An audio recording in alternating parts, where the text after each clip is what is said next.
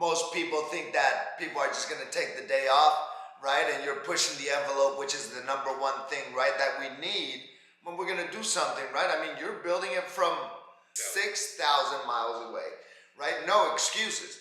See, when I was, for the people that don't know me, I'm a Brazilian Jiu-Jitsu black belt, right? That's what I did as a career, right? I taught that, right? I've been doing that for 24, 25 years, right? Check this out, right? It's been a minute now.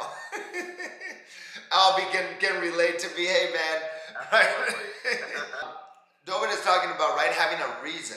And why I say, right, what it is that I did in the past, because people would be like, oh man, you're a professional MMA fighter, that's wild, right? And in my mind, it's like, yeah, it's pretty scary to me, but there's some way tougher people out there. You know, they're doing these Iron Man and crazier things, right? Like they're competing against nature. I'm just duking it out with somebody like we used to do, right, in the backyard. And there's somebody to protect us there, right? Is gonna get me off of them, or they're gonna get them off of me, right? If I'm the one on the losing end that night, you know? But there's always somebody that's tougher doing more than you. That was always my mindset, right? For example, I'm from Florida, right? And I'm visiting family again. I'm taking the month off, sort of saying, right? Because I'm traveling in an RV, thanks to Think, that it gave me the opportunity to be a real digital nomad, right? But here in Florida, I can't help anybody, right? Just like David from out there. And people are like, wow, you made it happen, right? My mindset is the same. There's people doing it from another country, right? Have tougher circumstances than I do. So why do I share that? Is because the reason I was able to become a jiu-jitsu black belt, right? Like I'm the asthmatic kid out of the group, you know, I'm the guy that wasn't supposed to be an athlete. But it's because I had that mindset. I just competed against myself. I never compared my situation to anyone else because I was very weak. So if I would have compared myself to somebody, right? I mean, what if my potential was actually more also than the person that I'm comparing myself to? I'll never be able to, right, to find that out. So, okay, now I know exactly where I am. You want to know where you are, right? And then where you want to get to. You chose Think Energy, right, as your vehicle to get you, right, from point A to point B, right? All of us. So now what do we need to do is to know, okay, why am I choosing this business, right? Truly understanding what is the fastest growing industry in the world right now, artificial intelligence. Number two, crypto. Now we're with Think Energy, right, with Think Plus, because we're the people that are powering everything that we need. So now I understand, wow, I'm gonna get in this vehicle and become a professional, right? And it doesn't matter how long it's gonna take me, right? They talk about why. Why are you gonna do this? Why are you gonna pick up the phone and if somebody, right, is not helping you out, right? Your family member, you're like, what, right? But you know exactly why it is that you're doing this, and that's not going to hold you back, right? So that's why when you build a list, you want to build a list that is long and strong. And remember, guys, this is simply to jumpstart your business. Let me ask you this question. Let's say if everybody on your phone list, right, said yes to you. Awesome. And then what? Does the McDonald's owner, right, like, okay, I sold 10,000 burgers, like, cool. You got to do it again and again, right?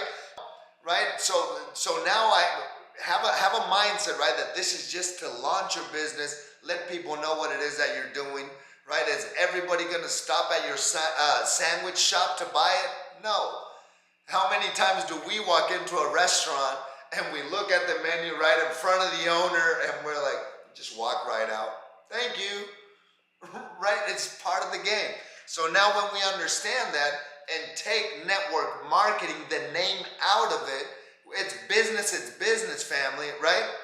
Now you're able to take that stigma off of yourself. And all I'm sharing with you is what I've felt in the past, right? And here's the crazy thing. My mom has earned millions in network marketing before. I saw uncashed checks. It was crazy. This is when I was competing, when I was fighting, right? I would see her house full of like these like kind of weird people, but everybody was cool and fired up always.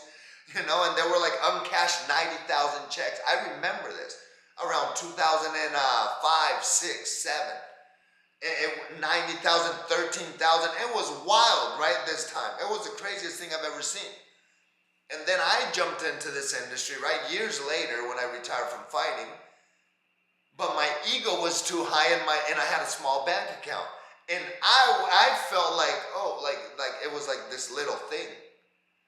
So don't be like me, guys, right?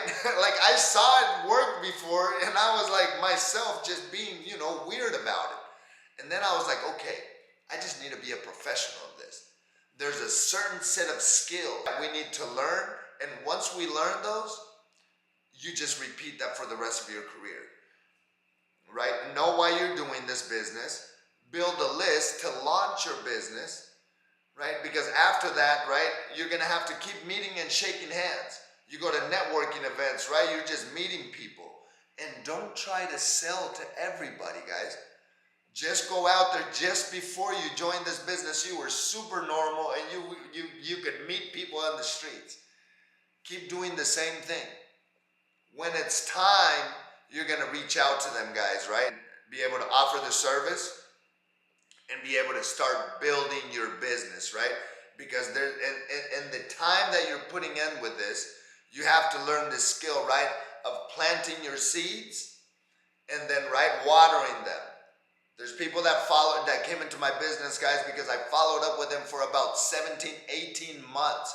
Conversations. A follow-up is not every single time. Hey man, you ready to buy? You ready to be my customer? You ready to join? Sometimes the follow-up is, hey, I just saw your kids on Facebook, right? They're doing awesome in that crazy baseball little league that they're in. Awesome. Because there's someone else with some other opportunity, right? And 30 other people that are trying to get them onto doing their deal.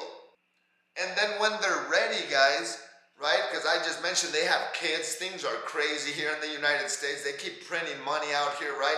$20 doesn't buy what it used to anymore. When they're ready to bring extra income, it doesn't matter where, because they're getting hit from every angle, they're going to come to Albie. Because he remembered them. He's like, hey, congrats on that thing. Like, because everybody's trying to sell, guys, right? We're all trying to sell, but nobody likes to be sold.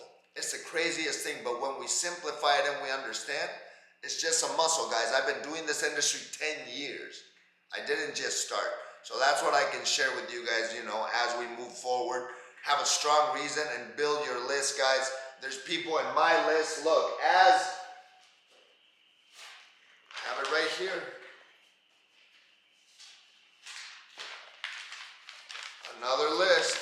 Look at this paper, right? Like hitting that list, guys, right? Another list. Always with me. So guys, build that list long and strong. It's a living thing, right? As you meet people, add names to that list. And, start what I would say for the new people, start with a list of 25 people just to start. Put 10 of those that want to do the business, the hungry ones, put everybody. And then another 10 that will just be your customers. And then I call the other 5 is like your wild card. Everybody that makes money, the entrepreneurs that you're kind of nervous to, or actually not kind of, you're terrified to ask them, right? Put those 5 people in there too. And then don't hit anyone up. And if the first 5 people, guys, say no to you, just don't call anyone else because you're doing something wrong. Remember, you're going to be bad before you're good, and then you're going to be good before you're great, and then you're going to be great before you're exceptional.